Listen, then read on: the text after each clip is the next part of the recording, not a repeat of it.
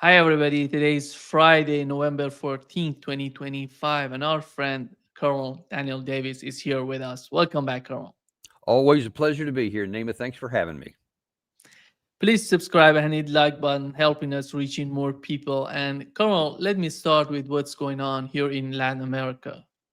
As you know, I live in Brazil, and we are so much concerned about what's going on in Venezuela with the case of Maduro and what would happen if the United States decides to attack Venezuela, because we already having the problem coming from Venezuela coming to Brazil.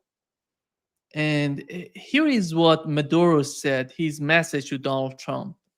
And I want to know what's your take on what's happening right now, because the United States sending a lot of weapons, warship there. To it seems that they're gonna attack, as we saw it before with the attack on Iran.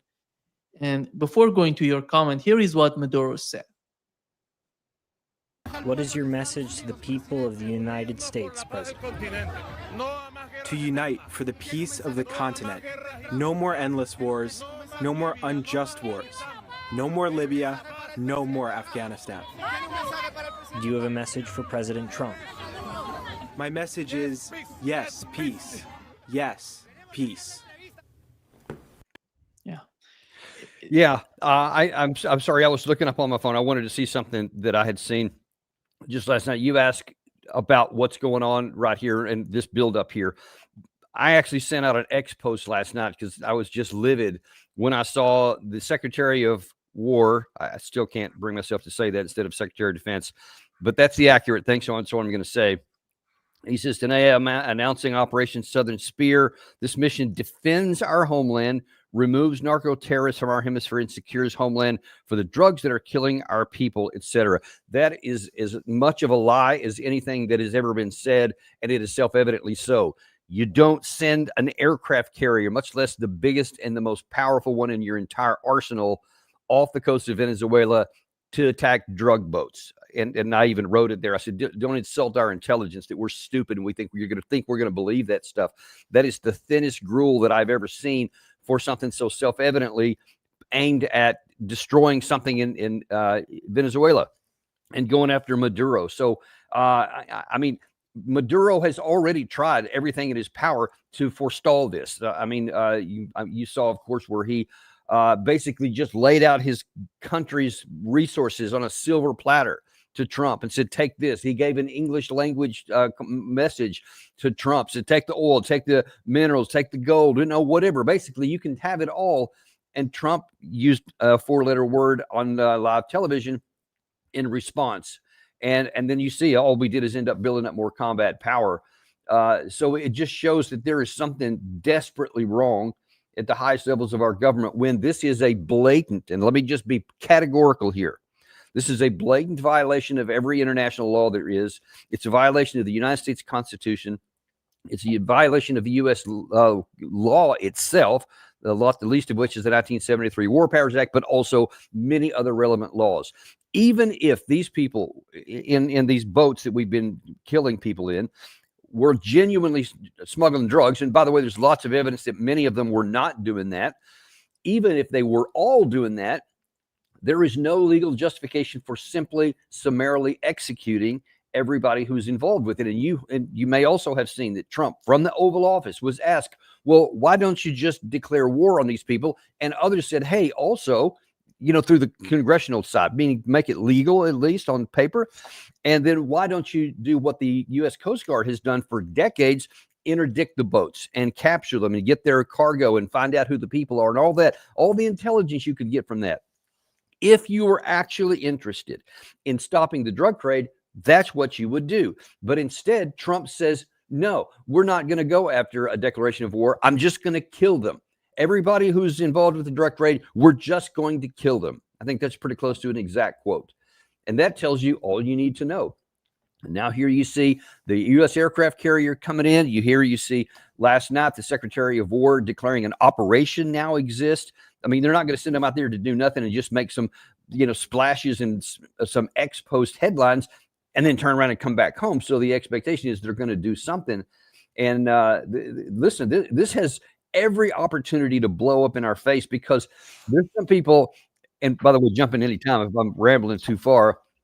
There have been a lot of people, Lindsey Graham being one of them, that says, hey, this is just like Operation Just Cause in the past. And where George Bush, the 41, and Ronald Reagan, they both went into Panama and to other places and said, hey, let's just go get these guys. Then it was a short, crisp operation. They went in, they got them, they got out, etc. They got the thing done. It was over easy. That's what he thinks. In fact, Lindsey Graham at one point in this process said this would be a, and I quote, a layup, in quotes, and it's really easy, thinking it's going to be just like that.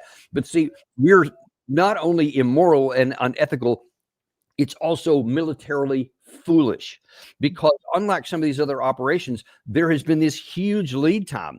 And so all this building up of combat power, all these statements, gives Venezuela time to mobilize its people, to start training additional folks, to get the defenses set up, to come up and, have a chance to think about what you would do and get over this, the shock of what may happen, as opposed to, all of a sudden there's power build up and then bam, you go in, etc. And another thing, we're talking about, what's been reported anyway, is about 10,000 personnel. That's just a small amount of troops that are necessary. If you're going to go in and upset the regime and literally take over, you need a lot more combat power than that. That's not enough to do anything except maybe get yourself in trouble. You can kill a lot of people. Let me not underestimate how much striking power there is just with the Gerald Ford alone, much less all of the missile carriers and the other frigates and destroyers that are part of this battle group here. You can go in and kill a lot of people. But I mean, if you're going to do something besides just service targets, as they say, and blow a bunch of stuff up, you're going to have to send somebody on the ground to do something. And that means if you're going to get Maduro, I mean, I can only imagine he's probably got some sort of safe house, some sort of bunker that's buried deep or something like that. So the expectation is that he's probably living there 24/7 right now, I would imagine, other than making videos like the one you showed there. But most of the time he's probably hidden out in there. So that means that just firing a bunch of missiles is not likely to kill him. So you're going to have to go in and get him. And he's probably going to have some people to defend him. I would imagine they probably got some loyalists. It seems to me, Nima, that the operating belief and the near assumption is that because of all this massive demonstration of firepower and the reputation of the United States, is that we're going to go in there with this big package, and that all the people there are just going to fold. That all the fighters, all the defenders, all these reservists that have been called up, we'll just kill a few of them, make some huge, shock and awe type explosions, and then they'll just wilt and they'll run away. I have no doubts that we're probably trying to secretly work with some of the generals and say, hey, just stand down when you come in there, etc. Don't know if that's going to work or not, but it is a gamble to hope, because if the Venezuelan people do what the Ukrainian people did, remember in February 2022, Putin went in there with this big show of force, expecting that to cause the Ukrainian leadership to recognize they couldn't win the war and to seek peace and negotiated settlement on the best terms they could, which were already on the offer. Then the Ukrainian, what's his face, Zelensky infamously said, I don't need a ride, I need bullets, I need ammunition. So he wanted to keep fighting. The people did, and it just blew up in Russia's face. And here, nearly 4 years later, we're still fighting this war. We could be in a similar situation, because it was a logical situation. It was rational for Russia to think there was a chance that Ukraine would back down like that, because the premise was correct, that Russia had the power, that it could not be defeated. So eventually it's going to win. And we're going to prove that out, in the case here, just at profoundly more bloodshed and cost to everybody involved. But the situation on our situation is not that cut and dried, because this is more like a Vietnam potential scenario, to where from thousands of miles away, we can't fight this endless war. We have these massively long lines of communication, some of which might be interdicted, but it's very difficult to go on there. And unlike the Russia-Ukraine situation, Russia, it was an existential threat for them. NATO coming onto their border. None of that exists here. So for the American people, they're not going to just have this open-ended deal and where they're going to give it whatever it is, 80% approval rate to Trump to fight this war like they do to Vladimir Putin, because they all calculate likewise, it's an existential threat. Whereas here, it would be worse than the Vietnam situation for American nationalists, because people, his supporters I'm talking about, forget about his advocate, those who are against him, because they're going to be against him no matter what. But his supporters put him in office to be the peace president, something he loves to say over and over, at least his acolytes do. But yet you see him doing everything in the world to fight a war that the opponent is practically begging you not to, offering you his country on a silver platter, and yet you're still, at least at the moment, getting ready to go into a conflict where lots of people are going to pointlessly die in Venezuela. Americans will certainly die, especially if you do something on the ground. There will definitely be some kind of casualties. Why would there be one casualty for a war that shouldn't be fought, that doesn't even help us? And if you're talking about that oil situation, again, it's already been offered to us. We don't have to use military force to take it. It's been offered. So then that would even strip that fig leaf away. And this just looks like, Nima, it just looks to me like there is this lust for lethal military operation, for blood. And so far, it looks like we're going to get it. Now, I pray, last thing I'll say here, I pray that that doesn't happen, that enough people stand up and say things, that enough people in the region stand up and say, we're not going to tolerate this, that are allies. I mean, we already have France and the UK who have broken intelligence ties with us over this. That should be a big shot across the bow. That should definitely cause us to stop. I hope that enough of that pressure comes in, and that this remains in the theoretical realm, and that it never actually happens, and the Ford ends up leaving and coming back home. But I fear it's not going to work out that way. The people here in Latin America, Carl, see this as Maduro was talking about Libya, Syria, Iraq, Afghanistan. It hugely influences the region. If something happens in Venezuela, people see this as any big nuke happening in the region. If that's good, let's assume you've mentioned that there is no possibility, there is no way that the United States could put troops on the ground to fight Venezuelans without having these sort of casualties. But all of that, people see beyond that. If they're successful in their operation in Venezuela, what would happen the next day? This is the problem that we are facing here in Brazil, for example. Are we going to see huge, massive immigration? Are we going to see Venezuelans, the same thing that has happened in Ukraine, in Syria, in Iraq? Yeah, without question, that's one of the hallmarks of American strategic thought these days, and I'm talking about for the last couple of decades. I mean, all the way back to George Bush, shortly after 9/11. There's no thought given to what comes next. There's no thought. There's no even concern to what our actions do to the region and the spillover, the target country themselves and what they face, and all the things that spill off of that. And as you point out, I don't think there's an example one where it stayed contained in the target country. I think everything ended up having these spillover. And then on top of everything you just said, there's also, I can only imagine that the other people in the region are going to say, and who's next? Colombia? I mean, obviously there's a lot of friction there.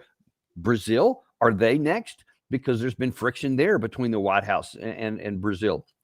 And so everyone is going to have to be worried about this. And this can either just cause people to just be so fearful of the United States that they take action against the U.S., or they try to band together. And I think we've already seen the president of Colombia outright ask for help, say, I need other countries of the region to help us. We've got to band together. I don't know if it might be something like that, or if at some point that turns into terrorist strikes against the United States, that some of these countries say the only thing we have is asymmetrical. We don't have a USS Ford that we can bring to the U.S. shore, so they'll do whatever they can, because otherwise it's just abject submission. And given all of those things you just mentioned, like the Libya, the Iraq, the Syria, et al., fill in the blank, and they see all of these things, and our actions just cause all this regional chaos. At some point, you get an alignment of a bunch of like-minded countries, and they just say, even if we're going to lose this war, we're going to fight you. We're not going to just roll over anymore. And I don't know if that's going to happen, if where that's going to go. But it just seems to me inevitable that you can't just literally go everywhere in the world, now even in our own hemisphere, and with this big heavy boot and just squashing people and think that no one's ever going to do anything in retaliation. I even wonder about Russia and China. Are they perpetually going to stay on the sidelines and never help anyone and wait until, maybe it's their turn to actually have an engagement? I don't know. That's my worry about the whole World War III issue, because now we literally are squashing around in all different points of the world, and one explosion in a certain place can cause cascading effects that could embroil us all. And it's just, it's beyond ridiculous to say none of it's necessary, but none of it's necessary, and it's all counterproductive. And there's just some kind of psychosis that's over the leadership of the U.S. these days. And it almost doesn't matter who's in power, whether it's Biden, whether it's Trump, whether it was Obama before that, or George Bush. There's just something over our eyes that just says, no, military force is the way. Forget about diplomacy. That almost doesn't exist.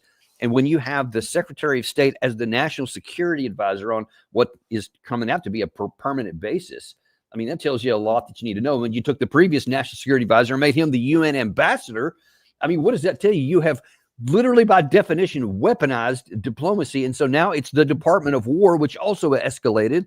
And then you took the Department of Foreign Policy Diplomacy, the State Department, turned it into an offshoot and a subordinate to the Department of War. What is the people around the world going to think?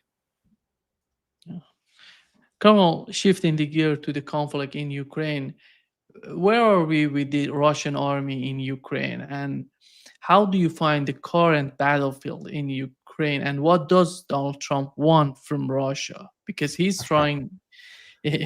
First of all, let's focus on the battlefield. What is Russia doing right now as we talk? What Russia is doing is they're acknowledging the comprehensive realities on the battlefield. They see that they are continuing to expand their armed forces. They're continuing to recruit, not mobilize, but recruit more per month than they lose. They have kind of changed the way they operate in that with their conscription, their annual conscription that they have, their use of the reserve forces. They appear to be expanding the base of that while keeping the number of actual combatants in the Ukraine theater somewhere around 700,000. So it's a relatively steady state. However many troops they lose, they put that many more in there, but they're obviously growing more than that. And they appear to be training up a much bigger base. So in the event that there is this global war, or even a continental war, European war, that they have all of the manpower that they need to swamp everything in the West. And of course, simultaneously with that, they're also expanding their defense industrial base. They are dramatically ramping up their storage of all of the key weapon systems that you need: drones, long-range missiles, rockets, missiles of other types, etc. Certainly the artillery shells. All of those categories, by all accounts, are being stockpiled in large numbers, because they're still using them in somewhere around 3+ to 1 advantage on the front line. So they're still maintaining that pretty sizable advantage, but they're stockpiling them more to make it possible on a conventional level that if there is any conflict later on, that they can win it decisively, because the West, for all of its talk, is doing nothing but spending a lot of money on a few high-tech weapon systems and categories of ammunition, but it's incremental, and they're looking at maybe 2030, et cetera. And I doubt seriously they're going to get there either. So that's what Russia's kind of doing. Meanwhile, on the front line itself, they see that the other half of that equation that I just talked about, Ukraine cannot force mobilize enough people to offset the losses they have, which are profound, much orders of magnitude higher. The most rational, logical number I can get is somewhere around 10 casualties on the Ukraine side for everyone on the Russian side. Some suggest it's up to 20. I think that's an exaggeration, but 10 seems pretty logical given the evidence that we have here. Ukraine doesn't have enough men to replace the losses. Those that they do force mobilize, some meaningful percentage of them abandon the fight and they just run away, AWOL, whatever term you want to use. And then, of course, there's the casualties that they absorb on a daily basis. Meanwhile, simultaneously to that, the defense industrial base while they do the best they can to have their own domestic arms industry, because Russia has an almost unlimited ability to strike everywhere and throughout the depth of their country. Those factories are constantly getting hit. The electricity systems getting hit. The power systems to generate electricity, heat, everything else is constantly being knocked out. So you can't physically function if you don't have enough energy. And generators can help, but they just mitigate the process. Meanwhile, the Europeans are not providing enough because it's not a wartime footing for them. They're not actually on a wartime footing. They're on a little bit more than they were in peacetime, but it's not going to be enough. It's never going to be enough. You're never going to offset what the Russians are doing here. So Russia sees, I don't need to have these big offensive operations that will cause a spike in my friendly casualties, but could end the war quicker. They seem content to just, I'm going to let NATO keep bleeding its resources. I'm going to let the Ukraine keep bleeding its men. And we're going to lead not with manpower, but with firepower. And we're going to use artillery. We're going to use FPV drones. We're going to use the bomber drones. We're going to use these new glide bombs that now have additional technology that can now almost double the range from what they were just 1 year ago. They have what appears to be a near limitless number of them. They have new categories of the long-range drones. They are having more of the missiles that are getting through. And by one American account that I saw that's very much pro-Ukraine the other day, he admitted that the Ukrainians report that they're getting 20% of the missiles. I don't know if they're actually getting that many, especially these hypersonics, but that tells you 80% of them are finding their targets and you have no answer for it. The West has no answer for it. So what does all of that mean? That means that Russia is on a glide path to grinding down the Ukrainian armed forces until at some point they physically break because there just aren't enough of them. And at that point, Russia doesn't have to fight for every city. They can just drive to wherever they want to go because there won't be fortifications. There won't be people to man the fortifications they have.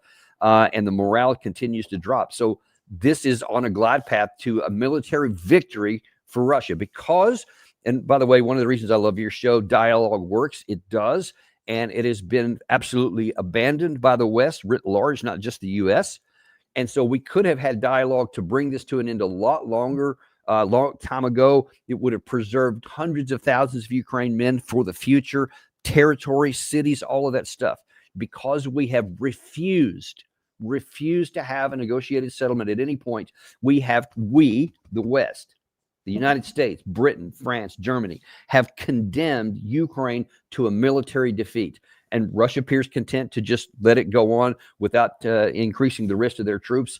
And they will go until at some point you have this collapse. That's where we're headed. Carl, is Russia preparing or is in the process of establishing the buffer zone? I'm talking about Odessa, Nikolaev, going up to Kharkov. And how do you find the buffer zone that Russia is trying to make between, the eastern and the western part of Ukraine? Yeah, I know. I know that many of the Russian analysts and spokespeople have talked about a buffer zone. Obviously, you have some in Sumy, you have some in Kharkiv Oblast. They've actually increased it over the last several months. But not by a large amount here. I think that's a secondary, maybe even a tertiary operation, maybe in certain zones or something to keep Belgorod, for example, try to move the line back far enough from that to limit the ability to launch artillery strikes or something. But I think that their overwhelming focus is on destroying the Ukrainian armed forces as an entity. And so they're just continue along that huge front from Zaporizhia all the way up to Kharkiv. And I think they're just going to continue on with that. And then that will eventually form its own buffer, because then I think once you have a collapse and a break, then I think the Russians just drive up to the Dnieper River. They probably seize Odessa. Maybe you don't even have to fight for it. You might just seize it, probably link up with Transnistria in the south, and might even go almost right up to the gates of Kiev itself and just take everything to the east of that. I think that's going to be their buffer. Is Trump still pursuing ceasefire? No. He's the only ceasefire he's ever produced is, hey, I just want the fighting to stop because I don't like it, and I want to get credit for a so-called war that we've ended, even though I don't think that he's actually ended a single one of them. He had a handful of conversations with some people who were working to have some ceasefires, but it's, in my view, completely fraudulent to suggest that he ended any wars. he didn't even understand the situations in it. He just wants credit for stuff. So he would love to have credit for this one to add to what he perceives as a feather in his cap, but he's never had any realistic scenario for it, because there was some on the table. He could have had some if he'd have been willing to knuckle down and put some hard decisions on both Europe and Ukraine, but he wasn't willing to do that. So he just said, I just want y'all to stop just where you're at. And then subsequent to that, he'll say, but then sometimes you just got to fight it out. So he has no idea what he's doing. He doesn't even know what he wants. He changes the story like a ping pong table. It's got to be making people dizzy over there on both sides of the line of contact. But the Russians, I think, have finally just said, yeah, we're not going to listen to what he says. We're just going to do what we're going to do and talk to you on the other side.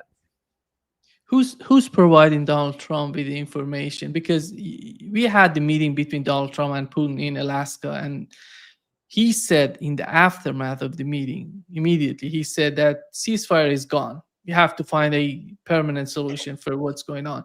Then he went to the United Kingdom. He came back and said he came to the same sort of rhetoric. Ceasefire is important. You have who's running the show in Ukraine, Carl? When it comes to the battlefield, when it comes to the intelligence, it seems to me that the United States under the Trump administration handed it over to the British.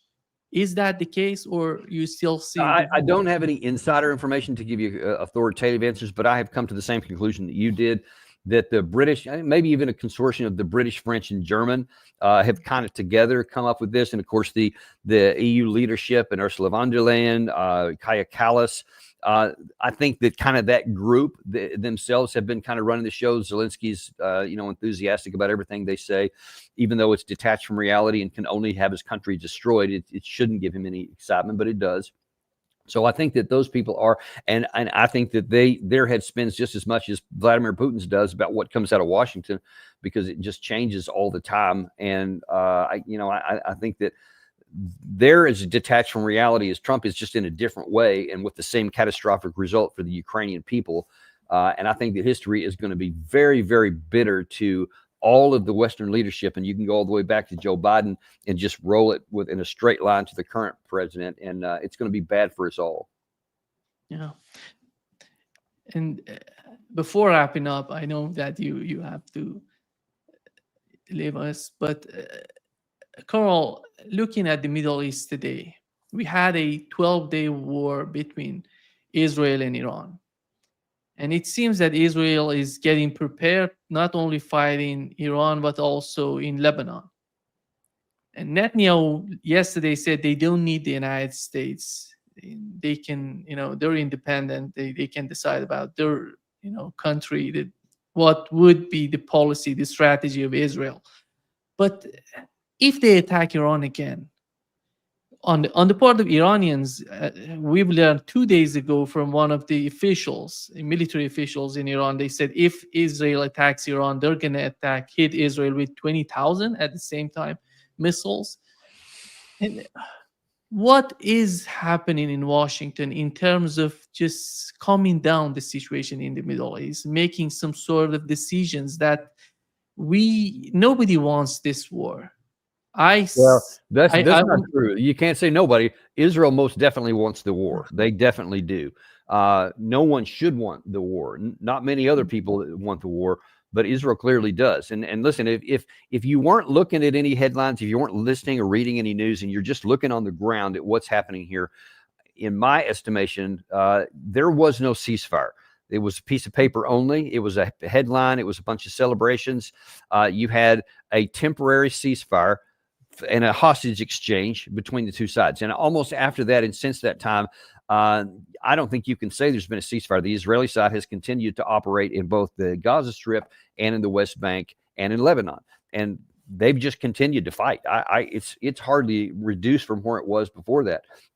And you talk about what Iran's going to do.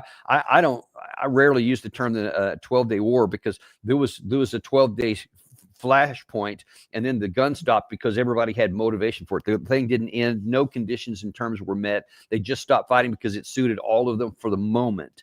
But I think that the Israeli side has this obsession with defeating Iran, and I just can't imagine them then suddenly stop. Just like I can't imagine them suddenly stopping in the Gaza Strip and just allowing this moonscape of a land that they have created, and then just that's it, and just we're going to stop, and just we're going to rebuild it, and the same problems are going to exist, except now it's profoundly worse because of the deep seed soaked in blood of future violence in the region. Because if you don't give the Palestinian people some kind of a hope that they didn't have prior to 10/7/2023, it's going to be on steroids the next time it explodes. And I think the Israelis know that. So I think they have not given up on somehow cleansing the place, and they're just looking for a pretext to get that done. I just don't think they've given up on it. And that includes and extends to Iran. Now, I had not seen that statement by Iran, but I will tell you that my analysis, again, just a military analysis of the situation, I was concerned for Israel that when they attacked Iran in a large scale, that Iran would do exactly what he said they would do, because the Israeli Iron Dome system had already been shown in 2024 to be nowhere near as good as what they claimed that it would be. And if you had these barrages, not 300 or 400 missiles and drones come in a period of time, but 1,000 come in, and then 20 minutes later, another 1,000 come in, and then another 45 minutes, another 1,000, etc. If you just had wave after wave of thousands, the Iron Dome would be exhausted, even what little it can actually knock down, which is far less than what is being claimed. You're going to run out of interceptor missiles like that, and then all of a sudden, the 6th and 7th waves come in, you got nothing, and you could literally be wiped out. But then, of course, you have the prospect that Israel would not wait for that 7th or 8th round. They would launch a nuclear weapon. And that's why the region could just explode. And I think that Iran knows that. And so I think that's probably why they didn't do that the first time, and why they might not do it the second time. But this time they might do a couple of these big waves because they want to keep it on this side of the threshold, because, if a nuclear weapon is used, they got no answer for that. So this could still just explode for all of mankind, and one of the reasons I'm very worried about it. You know what's amazing to me, that how a country of 8 million people are thinking that they can fight a country of 91 million. Because they have America over their shoulder. That's the reason. With that, he says Netanyahu, you said, claimed that he could do it without. Let him try. But fine, you think you can do it? You think you can do it without the nonstop ammunition that we have, without the political cover, without the diplomatic cover? You think you can do that on your own? Have at it. Because I suspect very strongly you would find very quickly that you cannot do it by yourself. And then you have bit off more than you can chew. And you may find out that all of a sudden you've created a lot other enemies in sheer numbers that could overwhelm you. And then again, puts everybody at the brink of a potential nuclear escalation. We're all thinking it's going to be Russia or China that could start something like this. And it turns out it could be our own so-called ally in Israel if things go badly there. I'm more worried about nuclear escalation in the Middle East from Israel than I am from either of the other two superpowers. Wow. Thank you so much, Carl, for being with us today. Great pleasure, as always. My pleasure. And you just keep on going with this dialogue, because it still works. It's still the only thing that can solve these problems. Because if we go down the military path, some dark version of what I've said here is probably going to happen. Yeah, exactly. Thank you so much, Carl. See you next time. See you next time.